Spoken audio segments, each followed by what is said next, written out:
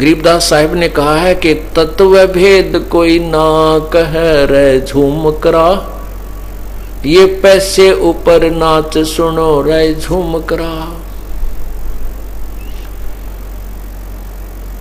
अब तत्व भेद कोई ना कहे, फिर कहते हैं कोटों मध्य कोई नहीं रे झूम करा, अरबों में कोई गर्क सुनो रे झूम करा। अब अरबों में कहते करोड़ों में संतों में नहीं मिलेगा आपको तत्व ज्ञान से पूर्ण परिचित, पूर्ण ज्ञान के साथ साथ पूर्ण विधि परमात्मा पाने की। ये गर्क बोलते हैं उसको, गर्क माने पूर्ण रूप से परिपूर्ण। अरबों में, अरब संतों में कोई संत मिलेगा आपको जो गर्क होगा, हर विधि से ज्ञान भी परिपूर्ण होगा, उसका समाधान भी परिपूर्ण होगा। अब जैसे अरब संतों में लिखा, अरब संतों में, अरब गुरुओं में कोई एक परम संत मिलेगा, तत्वदर्शी संत गर्क मिलेगा, यानी पूर्ण परिचित मिलेगा। अब एक गांव में अगर 20,000 आबादी है, उसमें जनसंख्या है, तो 5,000 गुरु पाएंगे। 5,000 गुरु, 5,000 गुरु कैसे होंगे? किसी के लड़के का कोई तकलीफ होगी तो सास तो बतावेगी बारलिया की दर्दे, बारली देवी बारलिया की ऐसे 100 रुपया रख दे। पड़ोसन आओगी नोगे थर भी इसकी भीतर लिया की दर्दे, कोई बताओगी चौराहे की रख दे, कोई कहेगा तुम्हारे श्याम जी की पूजा है उसकी बोल दे। ऐसे उस बच्चे के लिए सुरक्षा, उसकी संकट मोक्ष के लिए मनमाने को 20 विधि बताने वाली आ जाए, नारी नारी बुढ़िया, ये सारे गुरु हो गए। तो ऐसे एक गांव में 5,000 गुरु तो कम से कम है। तो ऐसे कहते हैं। फिर कोई हनुमान जी की विधि बताने वाला, कोई श्री राम जी की विधि बताने वाला, कोई श्री कृष्ण जी की, कोई शिव जी की ही, और कोई भैरव भूत के जंतर मंत्र बताने वाले की गिनती को नहीं। तो ऐसे बताया कि करोड़ों में कोई है नहीं रे झुमकरा। कोई ब्रह्मा विष्णु महेश तक की पूजा बताता है, कोई ब्रह्म तक की बताता, आगे को जानता ही नहीं। ब्रह्म तक आगे तक किसी की बुद्धि है ही नहीं। तो यहां बताया है कि अरबों में कोई गर्क सुनो रे झुमकरा, अरब संतों में, अरब गुरुओं में कोई एक तत्वदर्शी संत अर्थात पूर्ण गुरु, जगत गुरु मिलेगा। वो गर्क परिपूर्ण होगा, ज्ञान भी पूरा होगा और उसका समाधान भी पूरा होगा। अब जैसे कबीर साहब की वाणी को कबीर पंथी लोग बहुत पढ़ते हैं और पूरा आश्रय रखते हैं, लेकिन परमात्मा के पाने की विधि को नहीं, वो तरीका उनके पास नहीं है, वो समझ नहीं सके। तो उस ज्ञान से भी, वो ज्ञान भी व्यर्थ है, ज्ञान भी व्यर्थ है जब तक समाधान नहीं है। तो इसलिए आपको ज्ञान हो गया कि आपका भयंकर बीमारी है और औषधि है नहीं, तो उस ज्ञान का क्या बने? वो तो डॉक्टर चाहिए, जो जड़ी वैद्य चाहिए, जो जड़ी बना कर रख रखी है, वो जड़ी देगा तो ठीक हो जाएगा। इस प्रकार बताया है। कहते हैं अब अपने अपने हिसाब से सब साधना करते हैं, कोई कुछ कर रहा है, लेकिन वो परमात्मा की पूजा ही कर रहे हैं। ब्रह्मा विष्णु महेश भी ट्राई कर रहे हैं परमात्मा के ढूंढने की, पूर्ण परमात्मा की, लेकिन समाधि लगाते हैं, हठ योग करते हैं, जो शास्त्र विरुद्ध साधना है। विष्णु पुराण में लिखा है कि विष्णु जी ने एक बार 12,000 वर्ष तक तप किया, हठ योग किया। शिव पुराण में लिखा है शिव जी ने 88,000 वर्ष तक हठ योग किया, जो सब शास्त्रों में मना किया है कि तप करने से मोक्ष नहीं है। तप से राज मद मानम, जन्म तीसरे शुक्र समानम, ये प्रतिफल है तप करने का। तो क्या बताते हैं? जप तप तीर्थ थोथरे जाकी क्या आशा, भाई कोट यज्ञ पुण्य दान से कट जम कटे नहीं फांसा।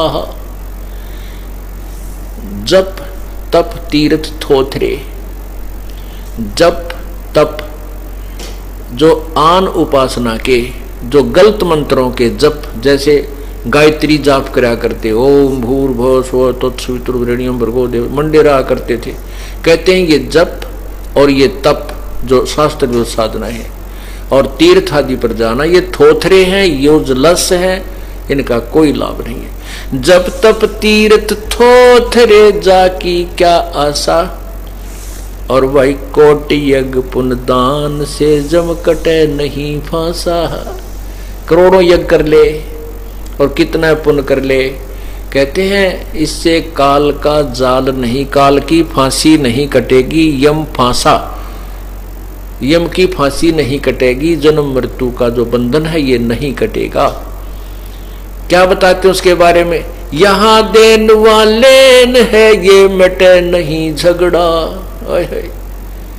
कहते यहां दान कर दिया, कहीं पुण्य दान तुमने कर दिए और उसका स्वर्ग में फल ले लिया, ये मिटे नहीं झगड़ा, ये सारी उम्र का झंझट हो गया, असंख्य जन्मों का झंझट हो गया, असंख्य जन्मों का। यहां देन वाले है ये मिटे नहीं झगड़ा, वो बिना पंथ की बाट है पावे को दगड़ा। कौन सी सतलोक में जो हम जाएंगे वो बिना पंथ रास्ता नहीं है उसको, जैसे अभी तक हम बताते आए हैं। क्योंकि जैसे मूल कमल में गणेश जी, स्वाद चक्र में सावित्री ब्रह्मा जी, नाभि कमल में विष्णु और लक्ष्मी जी, हृदय कमल में शिव और पार्वती जी, कंठ कमल में दुर्गा जी प्रकृति देवी, और फिर ऊपर सहस्रार कमल में ज्योति निरंजन जी। तो त्रिकुटी कमल में एक परमात्मा, वो एक कॉमन स्थान है जिसमें जहाँ जिस लोक में जिसको जाना है, जिस देव के, वो त्रिकुटी से जा जाता है। तो त्रिकुटी से आगे कोई नहीं जानता, यहाँ तक तो दगड़ा है, रास्ता है, इसका पता है। कहते वो वहां से फिर आगे सतलोक को जाना है, वो इस विधि तुम्हें उसका पता है को नहीं। तो क्या बता रहे हैं गरीबदास साहिब जी, भगवान की महिमा बता रहे हैं कि वो बिना पंथ की बाट है, बाट माने वो सफर बगैर रास्ते का है, उसका तुम्हें ज्ञान नहीं। पावे को दगड़ा, उस रास्ते को, उस मार्ग को कौन प्राप्त कर सकता है।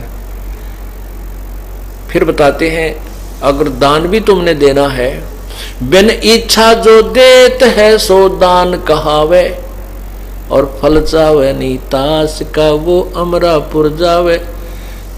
इच्छा रूपी भक्ति कराही सो सुख सागर जावत नाही। अब जैसे आप कोई, अब हम भी आपसे पुण्य कराते हैं, धर्म कराते हैं, यज्ञ करवाते हैं, पाठ करवाते हैं, दान करवाते हैं, तो ये दान आवश्यक है। जैसे खेत में बीज दिया और खाद पानी डाला नहीं, तो बीज जो बीज दिया उसमें खाद पानी, नाम तो बीज है, खाद और पानी, जल, ये धर्म, ये पुण्य है, यज्ञ है, ये भी आवश्यक है। और जैसे अभी आपको बताया कि वो यहाँ देन वहां लेन है, ये मिटे नहीं झगड़ा। अब जैसे ही वो तो यहाँ से पुण्य आपने किया है कॉमनली, बगैर किसी प्रॉपर वे से, तो लाभ उसका भी मिलता है। जैसे आप पक्षियों को दाने डाल देते हो, चींटियों को डाल देते हो, जैसे पिंडदान कराते हैं, मछलियां कुछ दाने खा लेती, वो उनका थोड़ा बहुत पुण्य आपको अवश्य मिलता है। लेकिन वो पुण्य भी यूजलेस है। जैसे खेत में पानी डाल दे दिया और बीज बोया नहीं, तो उसमें घास उग गया होगा, और वो घास केवल पशुओं का चारा है, मनुष्यों का नहीं है। ऐसे जो दान आप वैसे करते हो, और फिर वही खाद पानी डाल ले उसमें गेहूं का बीज के, तो फिर दोनों काम हो, पशुओं का चारा भी बने, वो भूसा बने उसमें तूड़ा, और गेहूं भी मिले। तो ऐसे ही ये मोक्ष मार्ग जो ये दास आपको बता रहा है, इस विधि से किया हुआ पुण्य और दान आपको दोनों लाभ देगा। और इसमें क्या बताते हैं, जो इच्छा बिन इच्छा जो देते, जैसे आपने कोई तकलीफ बताई, दुख बताया, और उसका समाधान बता दिया जाता है कि आप एक जोत बोल दो। ज्योति का क्या अर्थ होता? हवन। आपने हवन वही मान रखा है कि एक कुंड में लकड़ियां डालकर, ऊपर घी डालकर स्वाहा स्वाहा ये वेद के कोई मंत्र बोलते रहे। अग्नि घी को प्रज्वलित कर देना, ये हवन यज्ञ है। मंत्र बोलने का ज्ञान यज्ञ का फल है। अब ये केवल मंत्र बोल दिए और हवन कर दिया, ये केवल एक हवन यज्ञ और ज्ञान यज्ञ का फल आपको मिला। तो इन दोनों से काम नहीं चलेगा। तो जैसे हम आपको हम ज्योति जलाते हैं, एक रुई की बाती बनाकर और उसको खड़ा लगाते हैं, इसको अमर ज्योत बोलते हैं, और उससे हम घी उससे सभा करते हैं, जलाते हैं, तो वो हवन हो जाता है। वो हवन यज्ञ का लाभ आपको प्राप्त कराते हैं। तो उससे क्या होता है कि आपने जो तकलीफ आपको होगी, आपके पुण्य नहीं है, तो वो हवन जो यज्ञ आपने किया उसका प्रतिफल आपको भगवान देता है। और जो आपका काम उस हवन यज्ञ के कारण होना था वो हो जाता है और आपका दान बराबर हो गया। और आप बिन इच्छा से देते हो उसका ठीक है, क्योंकि प्रारंभ में आपने ये भी करना होगा ताकि आप तब तक आपकी भक्ति ज्यादा बन जाए और परमात्मा आपको सहयोग और देने लग जाए। सर्वप्रथम तो प्रभु आपको अपने कोटे से, कबीर परमात्मा अपने कोटे से आपको सुख देता है। फिर आपको विधि बताई जाती है, आप ऐसे कीजिए, ऐसे कीजिए। जैसे सरकार ग्रांट देती है, सब्सिडी दे देती है। अब सब्सिडी इसलिए देती है कि ये अपने पैरों पर खड़ा हो जाए, अपना धंधा कर ले, अपना घर बसा ले, ये कुछ अपने जो निर्धनता को दूर कर ले। और वो कुछ करता नहीं है, सब्सिडी ने लेकर खा पी कर अपना दारू तुप्पा पी कर बर्बाद कर देता है, वो ज्यों का तो रह जाता है, वो बराबर हो जाता है।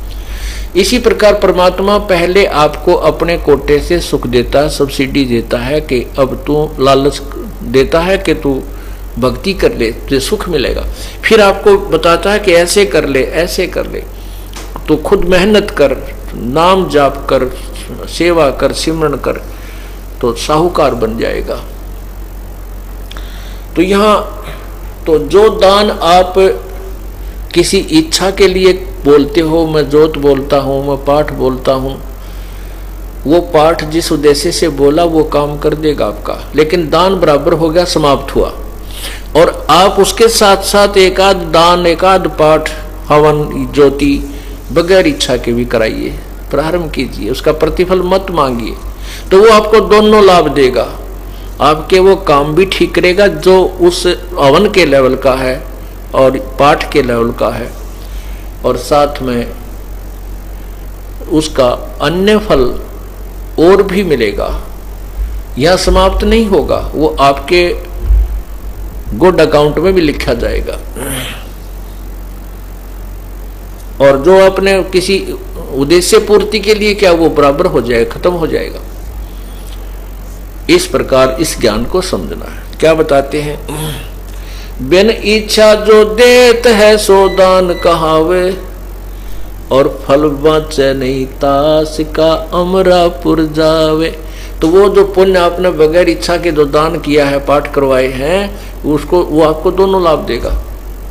जो पाठ के लेवल का लाभ वो तो देगा ही देगा, और साथ में अमर लोक में जाने में सहयोग देगा। भक्ति में भी आपका उसका कुछ क्रेडिट जोड़ दिया जाएगा, अर्थात परलोक के लिए भी वो सेव रह जाएगा, बच जाएगा।